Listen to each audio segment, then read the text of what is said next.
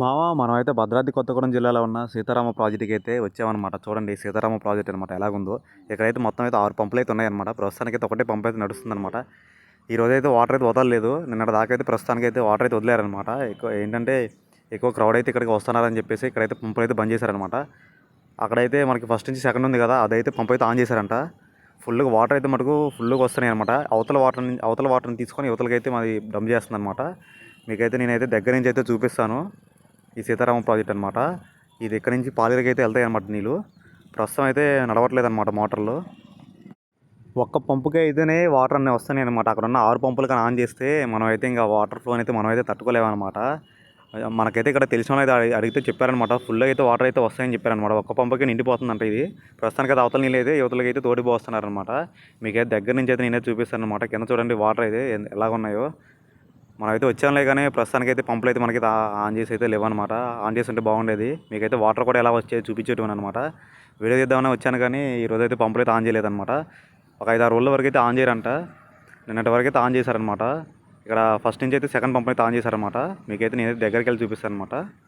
చూడండి ఇది ఫుల్ లోతుగా అయితే ఉందన్నమాట. చూడండి కింద చూడండి వాటర్ మొత్తం. ప్రస్తుతానికి అయితే వర్షం పడుతుంది కదా, ఫుల్గా అయితే వాటర్ అయితే ఉన్నాయి.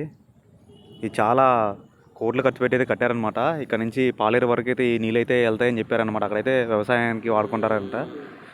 మనమైతే అడిగామన్నమాట ఇక్కడ కొంతమంది, అడిగితే చెప్పారు. ఈ పంపు చూడండి ఎంత పెద్దగా ఉన్నాయో. అబ్బో, దాంట్లో జిన్ని వాటర్ వస్తాయో మనం అసలు చూస్తే మనం అయితే ఆశ్చర్యపోతాం అనమాట. చాలా పెద్దగా ఉంది ఇదైతే. అంటే ఇదైతే కాలువ తవ్వడానికి అయితే చాలా ఖర్చు అయింది. ఈ పంపులు ఇవన్నీ బ్యాక్ సైడ్ అయితే చూడండి. ఇక్కడైతే కొంచెం హోల్ అయితే పడ్డది. మరి ఇక్కడ వర్షం వల్ల అయితే పడ్డట్టుంది. చూడండి ఇక్కడ మొత్తం రాళ్ళు ఉన్నాయి.